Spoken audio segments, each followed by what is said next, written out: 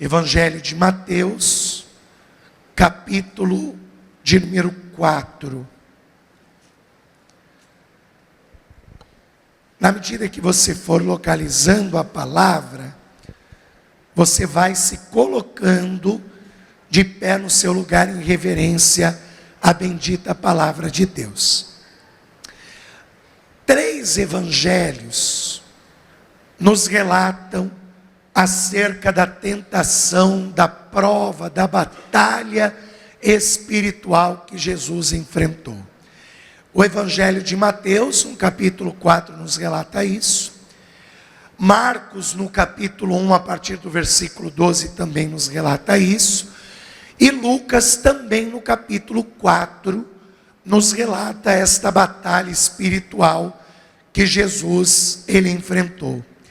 E Jesus começou a enfrentar esta batalha espiritual 40 dias depois que ele se batizou nas águas. Você vê que depois de 40 dias que Jesus havia se batizado lá nas águas do Jordão, ele vai ser tentado pelo diabo. Diz aqui no capítulo de número 4, no versículo de número 1. Então, foi conduzido Jesus pelo Espírito ao deserto para ser tentado pelo diabo. Você vê que Jesus, ele foi conduzido pelo próprio Espírito de Deus. E ele foi conduzido pelo Espírito de Deus para o deserto. Às vezes nós somos conduzidos pelo Espírito ao deserto. Às vezes nós somos levados ao deserto, sim. Mas deserto é lugar de aprendizado. Pastor, por que Jesus ele teve que ir para o deserto ser tentado pelo diabo? Jesus ele tinha que decidir. Ou ele era o filho de Deus ou um servo do diabo. É no deserto que esta decisão é tomada. É no deserto que eu e você decidimos quem realmente somos. Se nós somos filhos de Deus, ou se nós somos servos do diabo. Porque é no deserto que enfrentamos as maiores batalhas na nossa vida. É no deserto, no momento da privação, da luta, da dificuldade, da falta, que nós provamos para Deus quem realmente somos. Se somos filhos de Deus, ou se somos servos do diabo.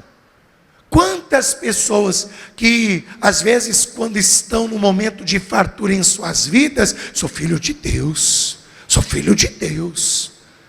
Mas quando o deserto chega, ela mostra quem realmente ela é, serva do diabo.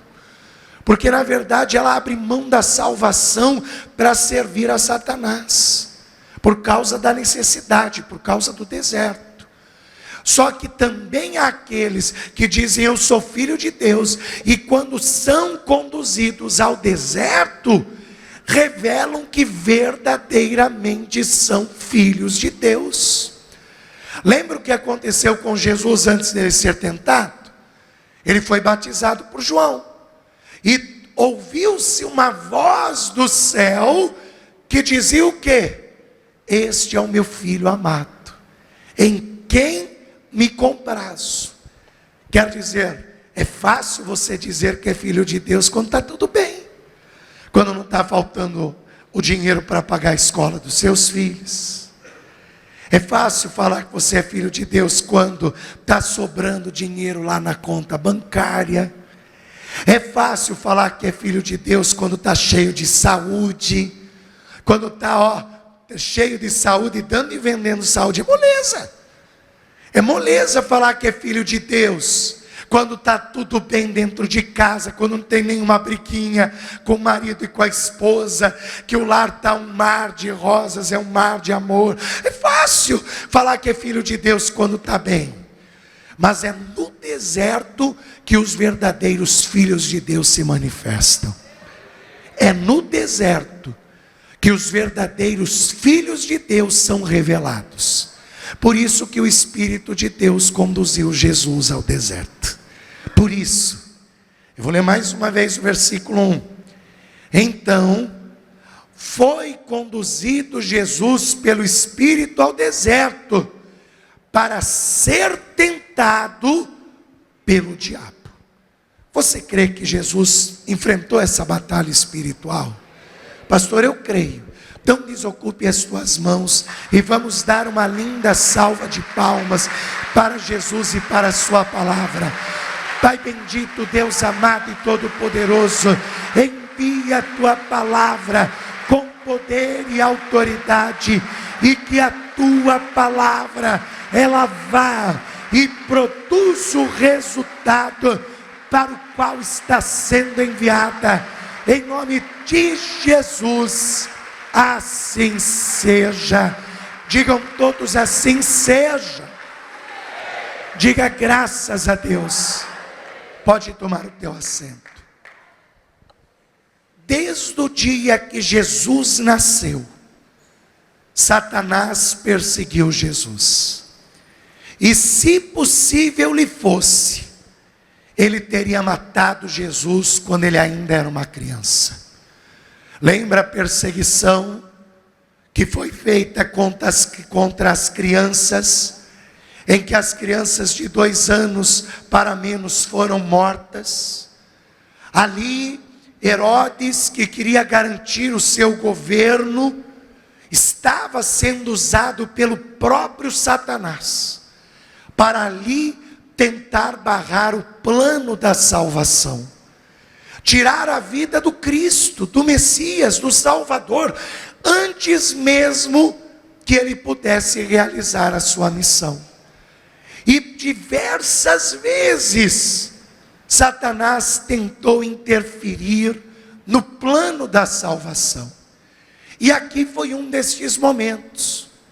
Jesus está com 30 anos de idade, e ele vai até João, que estava batizando às margens do Jordão. Jesus é batizado diante de uma multidão de fariseus, que estavam indo ter com João para se batizar. E ali o Espírito de Deus desce sobre Jesus na forma corpórea de uma pomba. Ali vem uma voz do céu que diz: este é o meu filho amado, em quem me comprazo. Jesus, quando sai dali, de junto do Jordão, ele então se dirige ao deserto. E Satanás, que é o tentador, ele vai acompanhando Jesus para ver aonde ele vai. Onde que Jesus, ele vai? E Jesus então vai num lugar deserto. E ele permanece naquele lugar deserto 40 dias. E ali, espreitando Jesus, porque está escrito que o inimigo está ao derredor, bramando como um leão, buscando a quem possa tragar. Ali Satanás está à espreita. E ele está olhando para Jesus naqueles 40 dias. Se passa a primeira semana e Satanás começa a perceber uma coisa: Jesus está emagrecendo. Jesus não come faz uma semana. Ele não sabe o que é um pedaço de pão na boca há uma semana. E Satanás começa a achar aquilo interessante. Ele começa a olhar e vê que Jesus emagreceu um pouco, o rosto de Jesus está mais magro. E ele olha e diz: espera aí, esse daí não é o Filho de Deus? Deus não foi quem o concebeu? Mas olha, ele está emagrecendo como qualquer ser humano. Passa-se mais uma semana e o diabo observando. Aí ele observa e ele percebe que os lábios de Jesus começam a rachar, porque já faz 14 dias que Jesus não coloca uma gota de água na boca. Satanás olha e diz: olha, Não é que ele sente sede porque os seus lábios estão rachando como o lábio de qualquer ser humano que fica sem beber água. Só que mesmo assim Satanás ele fica ali à espreita. E por quê? Porque quando ele tentou lutar contra Deus, não houve mais lugar para ele no céu. Está escrito, como nós vimos no seminário, que Deus o precipitou sobre a terra e que não foi mais achado lugar no céu para ele. Então, é aquele negócio, gato escaldado tem medo de água fria.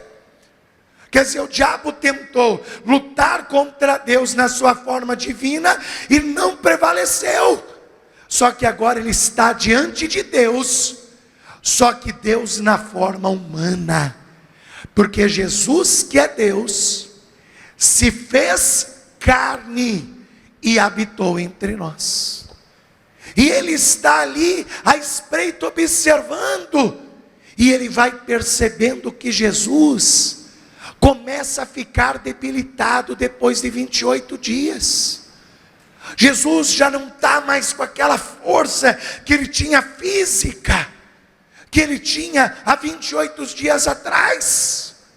E ele percebe que o corpo de Jesus está sentindo a ausência da água e a ausência do pão.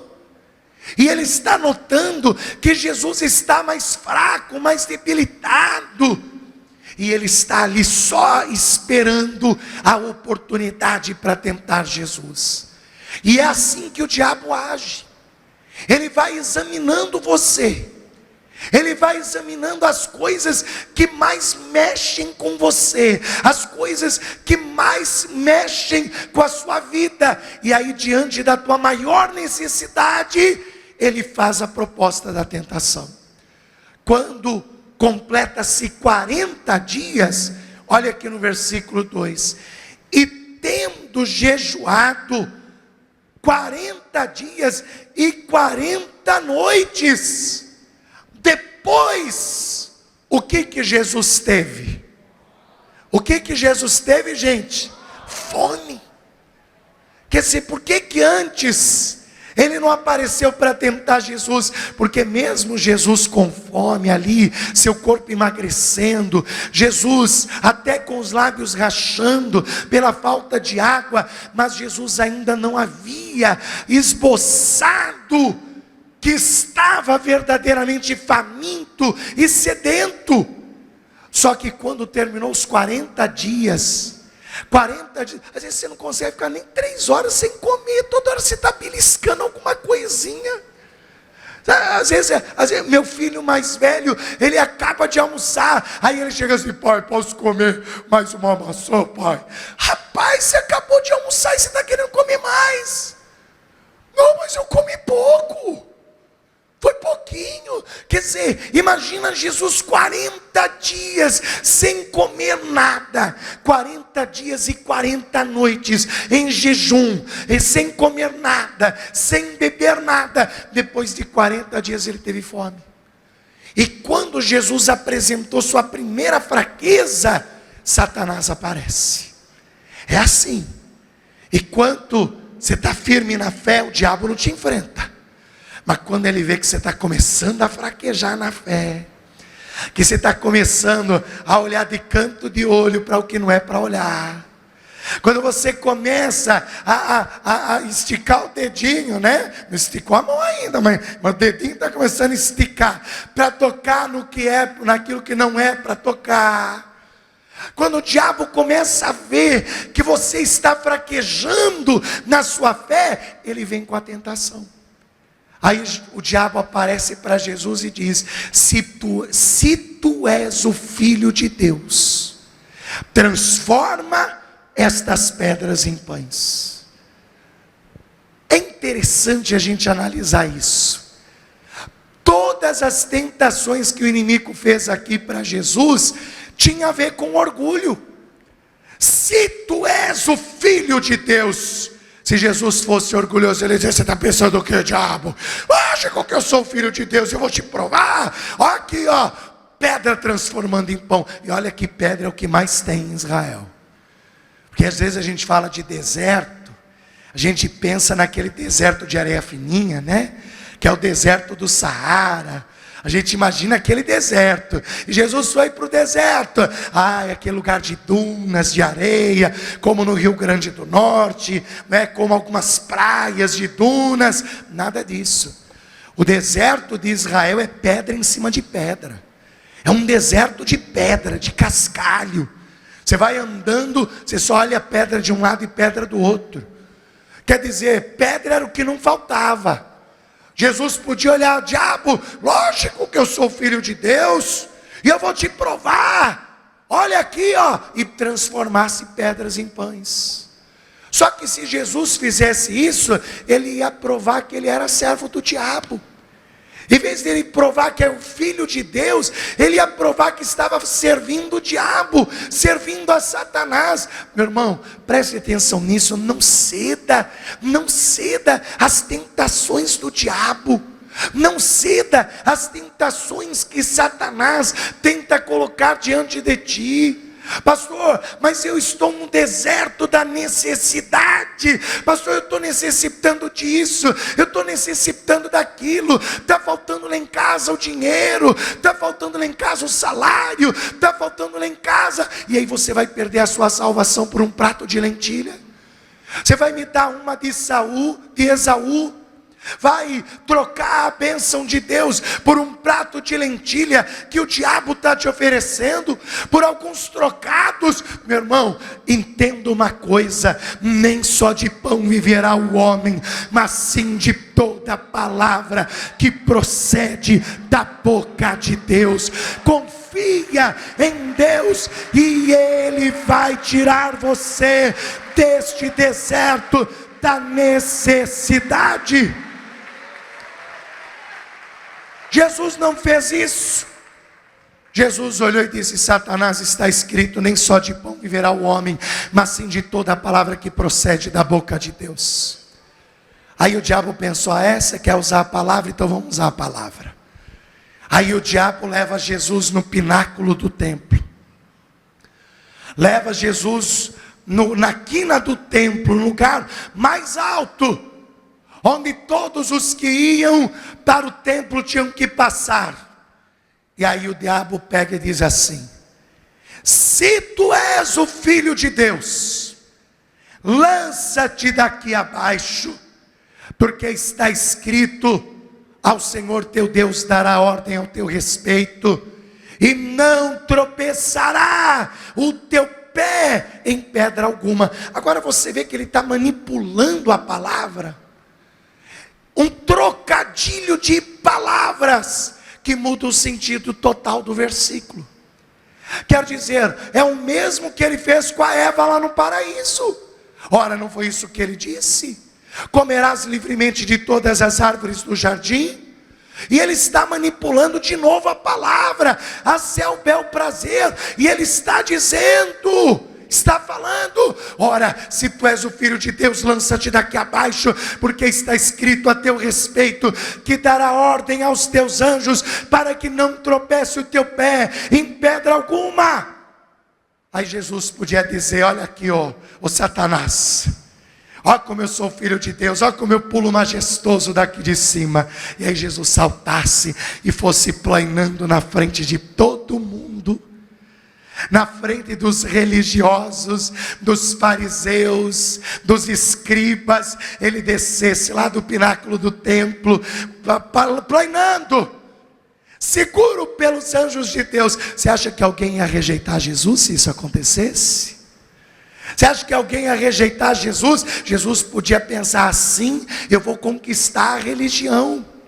Só que Cristo não é uma religião. O problema das pessoas é que elas estão no pináculo da religiosidade. E o pináculo da religiosidade impede impede elas de enxergar a verdade. E qual é a verdade? Nós não estamos falando aqui de princípios, de dogmas, de usos, de costumes, porque tudo isso é o que forma uma religião, mas nós estamos falando de uma pessoa, e é a pessoa bendita de Jesus Cristo. E se você quer salvação, você precisa de Jesus, porque é Ele que morreu na cruz. Não foi a religião que morreu na cruz por você, mas foi Jesus Cristo que morreu na cruz para que você fosse salvo e salva dos seus pecados. Vamos aplaudir o Senhor. Aí Jesus, ele responde: Satanás, também está escrito: não tentarás ao Senhor teu Deus. Você está querendo que eu tente a Deus? Eu não vou tentar não. Você está querendo que eu tente a Deus pulando daqui de baixo e corro o risco até de me matar para fazer a tua vontade, Satanás? Eu não vou tentar o meu Deus não. Aí o diabo vê que Jesus não caiu nessa estratégia, aí ele leva Jesus num alto monte, que dava para ver os 4 reinos principais daquele tempo, que eram as regiões da Síria, da Fenícia, que era a Babilônia. Mostra para Jesus estes 4 reinos, e aí o diabo diz assim: se você prostrado me adorar, tudo isso que me foi entregue será teu. Tudo isso será teu. Tem alguém que pode pensar assim: pastor, mas só uma joelhadinha só, para ter a riqueza de todos os reinos? Só uma joelhadinha, pastor? Puxa, que é isso? Se ajoelhar diante de Satanás e ter todas as riquezas do mundo. Só que o que as pessoas que acham que isso é um bom negócio, elas esquecem que o poder de Satanás é mentiroso, e ele é o pai da mentira, e ele não honra a palavra que sai da sua boca. E o único que gera bênção sem acrescentar dor é Deus. Deus é o único que gera a bênção sem acrescentar dor. Só que o diabo, ele é assim: a pessoa se ajoelha para ele e fala assim: eu quero riqueza. Aí o diabo engana a pessoa. O diabo pega e fala: está aqui tua riqueza. Aí a pessoa: olha, deu certo, olha quanto dinheiro que eu estou ganhando. Só que do outro lado, ele cria várias situações para a pessoa perder aquele dinheiro. Quer dizer, ela ganha aqui e perde ali. É quando a pessoa chega e diz: estou com uma dor no ombro. Aí o diabo fala: vou tirar. Aí ele tira do ombro e põe no pé. A pessoa: sumiu do ombro, agora começou uma dor no pé, de repente, eu não sei o que está acontecendo. Quer dizer, é assim que o diabo faz, gente. Não cai nessa história não. Se você prostrado me adorar, tudo isso vai ter ser teu. É mentira. Jesus, quando ouviu isso, ele olhou nos olhos de Satanás e com autoridade Jesus disse: vai-te, Satanás. Você tem que aprender isso, com autoridade, olhar quando o diabo vir te tentar, com autoridade você dizer: vai-te, Satanás. Jesus disse: vai-te, Satanás, porque está escrito que somente ao Senhor teu Deus adorarás e somente a Ele servirás. Em outra palavra, eu só sirvo a Deus e a mais ninguém. Meu irmão, quais foram as armas que Jesus usou nessa tentação? Quais foram as armas que Jesus se muniu e se utilizou aqui? Primeiro, o jejum. Você precisa aprender o poder que há no jejum. Às vezes eu vejo pessoas que não jejuam. A pessoa não jejua nem uma vez por semana. Ela não faz jejum. Não, pastor, porque jejum pode fazer mal para a minha saúde. Meu irmão, os nutricionistas, você já ouviu falar em jejum intermitente? Você já ouviu falar? Se você não ouviu falar, vai pesquisar. Os nutricionistas estão vendo o benefício que o jejum traz à saúde física. Antes todo mundo dizia assim: o quê? Você vai ficar sem comer, isso é muito agressivo, isso vai fazer mal para o teu corpo, para a tua saúde, porque você vai ficar sem comer. Não, hoje a medicina já está comprovando que o jejum, ele não traz doença, ele traz saúde, lógico, um jejum consciente, um jejum feito com sabedoria. Quer dizer, o jejum é uma arma para a tua saúde e para a tua vida espiritual. A palavra de Deus diz que certa ocasião trouxeram um menino que estava endemoniado na presença dos discípulos de Jesus. E os discípulos de Jesus tentaram expulsar aquele mal e não conseguiu expulsar. Jesus, que tinha ido orar num lugar à parte, quando ele volta, ele vê uma confusão acontecendo, e ele chega e diz: o que está acontecendo? E um homem da multidão diz: Senhor, é por minha causa, porque eu trouxe o meu filho que está terrivelmente endemoniado, e os seus discípulos não conseguiram expulsar esse mal. Jesus então pede para o pai trazer o menino. A hora que o diabo, o Satanás, o demônio que estava no menino, viu Jesus, caiu no chão e começou a convulsionar o menino. Começou a convulsionar. A multidão ficou assustada. Não é? Você já viu uma pessoa com convulsão? É feio. Você olha, se a pessoa espuma, a língua da pessoa enrola, a pessoa começa a ficar roxa, as mãos engravinham. Quer dizer, é uma visão feia. E a multidão assustada, Jesus pergunta para o pai: há quanto tempo está acontecendo isso? Desde quando ele era pequeno. Por muitas vezes ele caiu no fogo, caiu na água, porque esse mal queria tirar a vida dele. Você está vendo que o diabo não veio para ajudar ninguém, só veio para roubar, matar e destruir. Não se iluda com as palavras do diabo não, meu filho, porque o negócio dele é roubar, matar e destruir, só isso. Aí aquele pai olha para Jesus e diz: se tu podes fazer algo, faze-o. Jesus olha para aquele pai e diz: se tu podes, se tu podes, se tu podes crer, tudo é possível ao que crê. A questão não é se Deus pode, porque Ele pode.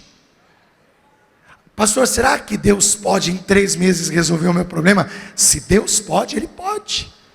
Mas a questão é: você acredita que Ele pode em 3 meses mudar a história da sua vida?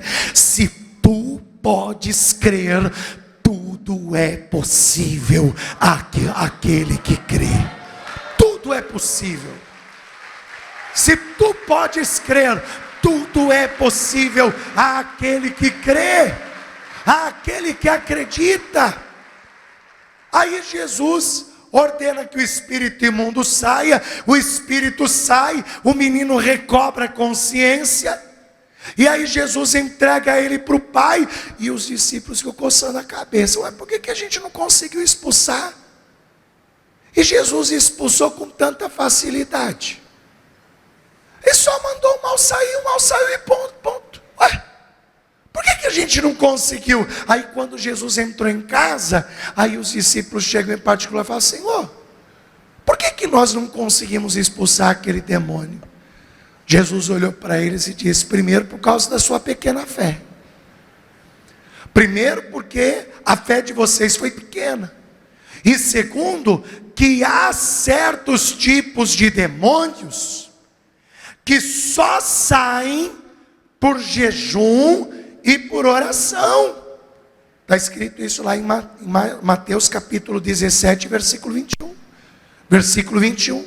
Mateus capítulo 17, versículo 21. Mas esta casta de demônios não se expulsa senão pela oração e pelo jejum. Quer dizer, Jesus revelou que o jejum é uma arma poderosa contra Satanás. Às vezes você está passando por problemas que está faltando jejum para você ter força para expulsar esse mal da tua vida. Então, primeiro, jejum. Primeira arma que Jesus usou, jejum. Segunda arma que Jesus usou lá em Mateus 4, a oração. Você acha que Jesus ficou dormindo os 40 dias, meu filho? Você acha que Jesus ficou no celular 40 dias? Não existia nem celular naquele tempo, não. Ou você acha que ele ficou no Facebook, vendo lá a rede social 40 dias? Jesus ficou orando. Jesus ficou em oração. Olha, Jesus tinha uma vida de oração. Você precisa aprender a ter uma vida de oração. Olha, eu vejo na Bíblia, Jesus é o Filho de Deus.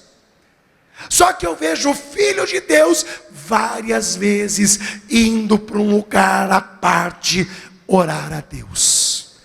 E ele podia dizer: eu sou o Filho de Deus, por que eu vou orar? Eu sou o próprio Deus, para que eu vou orar? Ele não podia. E ele incentivava os seus discípulos a terem uma vida de oração.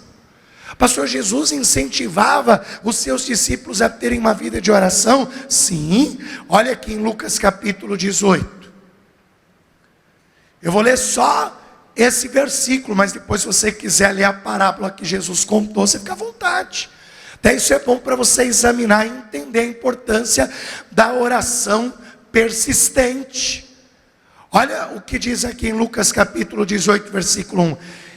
E contou-lhes também Jesus uma parábola sobre o dever, veja, um dever, sobre o dever de orar sempre e nunca desfalecer.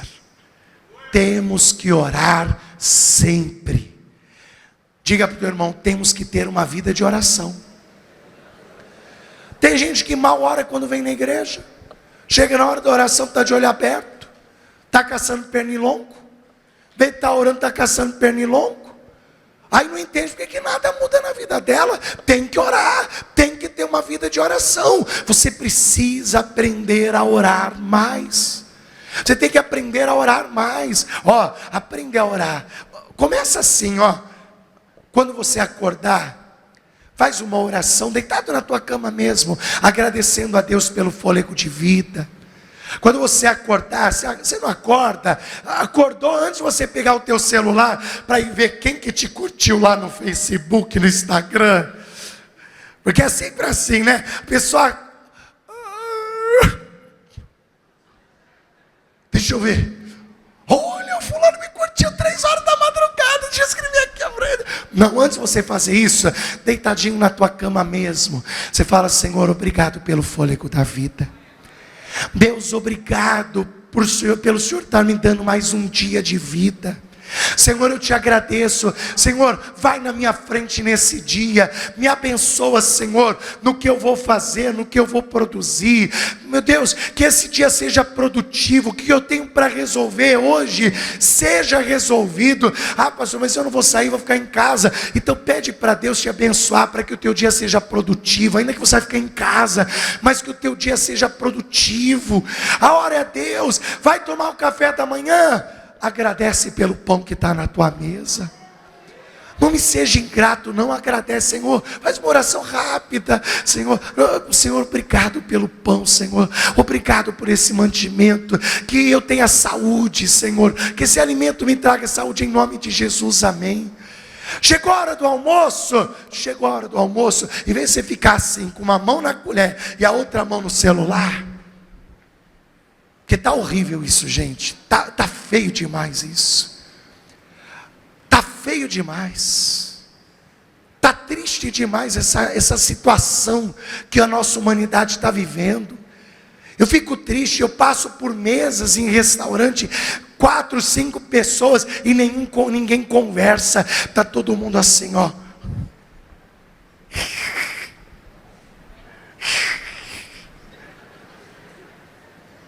E ninguém conversa, não tem mais diálogo, não tem mais conversa. As pessoas estão se tornando refém da tecnologia. Pastor, você é contra a tecnologia? Não, eu não sou contra a tecnologia. Eu sou contra excessos. Porque tudo que é em excesso faz mal para a saúde, faz mal para a sua vida, faz mal. Faz mal, tudo que é em excesso te faz mal, meu filho. Vai comer açúcar em excesso, você vai pegar uma diabetes. Deixa, né? Come sal pra caramba, você vai pegar um problema de saúde. Quer dizer, tudo que é em excesso faz mal. Tudo que é em excesso faz mal.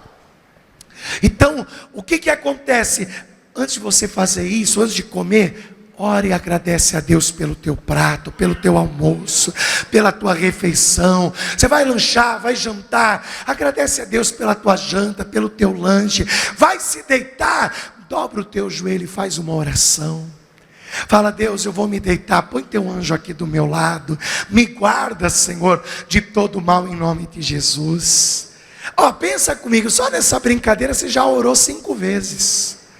Você não orou o dia inteiro? Puxa, pastor, orei o dia inteiro, fiz 5 orações. Uma hora que eu acordei, uma hora que eu tomei o café da manhã, uma hora que eu almocei, uma hora que eu lanchei, jantei, e outra hora que eu fui dormir. Olha aí, 5 orações.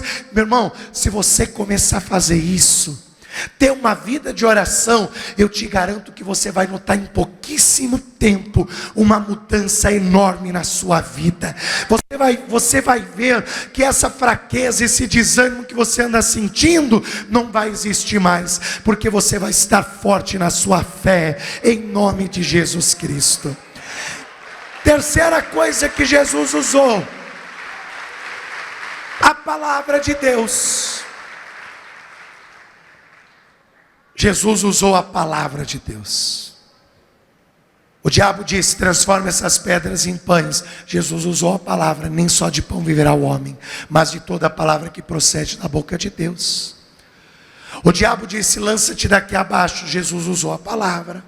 Jesus disse: não tentarás o Senhor teu Deus. O diabo ofereceu todos os reinos da terra e disse: se prostrado me adorares, isso será teu. E Jesus usou o quê? A palavra de Deus. Somente ao Senhor teu Deus adorarás, e somente a Ele servirás. Quer dizer, Jesus usou a palavra. Está vendo que você tem que conhecer a palavra? Está vendo que você precisa começar a estudar a palavra? Porque na palavra de Deus você vai encontrar a força para vencer o diabo. Então, jejum, olha as armas que Jesus usou. Vamos fazer junto comigo para lembrar: jejum, oração e palavra. Vamos de novo: jejum, oração e palavra. Faz comigo para você guardar. Quando a gente assimila um pensamento a um gesto, a gente guarda melhor. Não fica com vergonha de fazer comigo isso não. Gente, isso é técnica de memorização. Para você memorizar uma coisa, quando você associa algo a um gesto, você lembra com mais facilidade. Então, vamos associar isso, porque isso tem que fazer parte da tua vida. Jejum, oração e palavra. Então vamos lá: jejum, oração e palavra. Você tem que pôr em prática essas 3 armas para vencer o diabo: jejum, oração e palavra. Fique de pé no seu lugar. Vamos aplaudir o Senhor Jesus.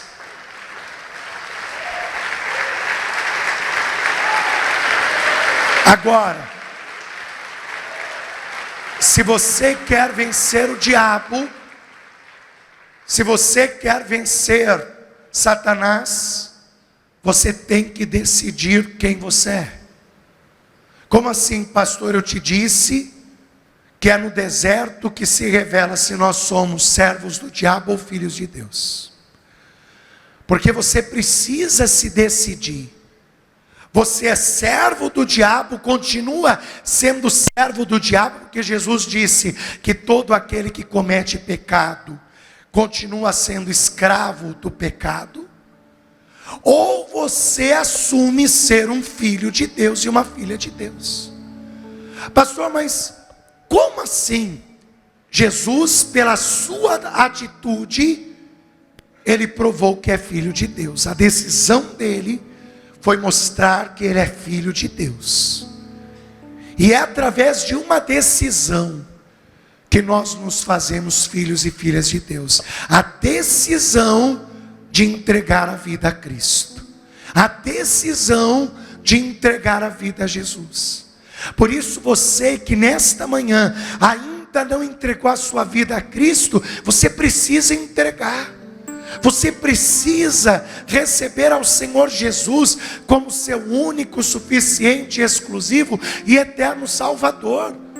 Porque não tem como ser meio filho de Deus. Ou você é filho de Deus ou você é servo do diabo. Não tem como ser meio filho de Deus. A decisão tem que ser tomada. E o que você decide? Pastor, eu quero ser um filho de Deus, o que eu faço? Entrega teu caminho ao Senhor, confia nele e Ele tudo fará por você. Por isso, se você ainda não entregou sua vida a Cristo, e quer entregar a sua vida a Cristo nesta manhã, pastor, eu quero entregar a minha vida a Jesus, eu quero receber ao Senhor Jesus como meu único, suficiente, exclusivo e eterno Salvador. Todos os que querem nesta manhã entregar a sua vida a Jesus, porque se decidem ser filhos e filhas de Deus, levante a sua mão direita aos céus que eu vou orar por você. Você que levantou a sua mão, vem aqui diante do altar que eu vou orar pela sua vida. Vem cá, pede licença para a pessoa do teu lado e vem aqui diante do altar. Você que quer entregar a sua vida a Jesus, que quer entregar a sua vida a Cristo, vem aqui diante do altar que eu vou orar por você. Vem cá, isso, vem entregar a sua vida a Jesus, vem. Pastor, eu quero entregar minha vida a Cristo, então vem entregar a sua vida a Cristo nesta manhã. Pastor, eu já entreguei minha vida a Jesus, mas eu me desviei, eu me afastei, eu saí da igreja. Pastor, eu quero me reconciliar com Cristo. Se há alguém aqui no nosso meio que quer se reconciliar com Jesus hoje, que quer se reconciliar com Cristo hoje, pastor, eu quero me reconciliar com Jesus. Então sai do teu lugar e vem aqui à frente, que eu vou orar pela sua vida, vou orar pela sua reconciliação. Se você sente a necessidade de uma reconciliação com Cristo nesta manhã, vem aqui diante do altar que eu vou orar por você. Vem aqui diante do altar que eu vou orar pela sua vida. E hoje é um dia especial, um dia de reconciliação. Então, se o teu coração pede esta reconciliação, vem aqui diante do altar. Pastor, eu já estou na igreja, só que o Senhor estava falando das armas de Jesus, e eu reconheço, pastor, que eu estou falhando no jejum, que eu estou falhando na oração, que eu não estou lendo muito a palavra, pastor. Pastor, ora para mim, ora por mim, para que eu tenha ânimo para orar, para que eu tenha ânimo para jejuar, para que eu tenha ânimo para ler a palavra. Se às vezes está te faltando ânimo para orar, para jejuar, para ler mais a Bíblia, deixa eu orar para Deus te dar esse ânimo. Vem aqui diante do altar que eu vou orar por você. Você sabe que não há nada de errado em nós confessarmos a Deus as nossas fraquezas, porque é assim que nos consertamos, é assim que nos fortalecemos. É quando confessamos a Deus: Senhor, me dá ânimo para jejuar mais, me dá ânimo para orar mais, me dá ânimo para ler a tua palavra, Senhor, para estudar mais a Bíblia. Quando você pede isso, Deus te dá. Aquele pai, quando Jesus disse: se tu podes crer, tudo é possível ao que crê, ele se lançou aos pés de Jesus e ele disse: Senhor, eu acredito, mas me ajude a superar a minha incredulidade. Quer dizer, ele reconheceu que lá no fundo tinha uma certa dúvida. Ele era um homem talvez até crente, ele não levaria o filho dele a Jesus se ele não fosse um homem crente. Só que ele reconheceu que lá no fundinho tinha alguma dúvida ainda, que tinha alguma coisa que estava limitando a sua fé. E ali ele se lançou aos pés de Jesus para ser curado de verdade. Então vamos nos lançar aos pés de Jesus. Você que está assistindo a esta mensagem pelo YouTube, pelo Facebook, pelas redes sociais, você que está assistindo pela TV esta pregação, ou até você que está ouvindo pelo rádio, pela internet, pelo celular esta mensagem, entrega a sua vida a Cristo, porque é Ele que vai te ajudar a vencer essas lutas que você está atravessando. Se você se afastou, se reconcilia com Jesus agora. Volta para os caminhos de Jesus, porque não tem vida longe de Jesus. E se você está na igreja, mas sente que tem andado fraco, fraca, na oração, no jejum, na leitura da palavra, deixa eu orar por você. Ore conosco e peça que Deus te dê ânimo. A igreja estenda as mãos em direção destas vidas. Você que está aqui à frente, aqui diante do altar, você que está nesse momento de joelhos, também aí na sua casa, ao lado do seu computador, do seu rádio, aí ajoelhado junto à sua cama, ou até você que está no caminho e ouviu esta pregação e quer entregar a sua vida a Jesus, se reconciliar com Jesus. Todos os que estão entregando a vida a Cristo, que estão se reconciliando com Cristo, orem assim comigo: meu Deus e meu Pai, neste momento eu recebo ao teu Filho Jesus Cristo como meu Senhor e como meu Salvador.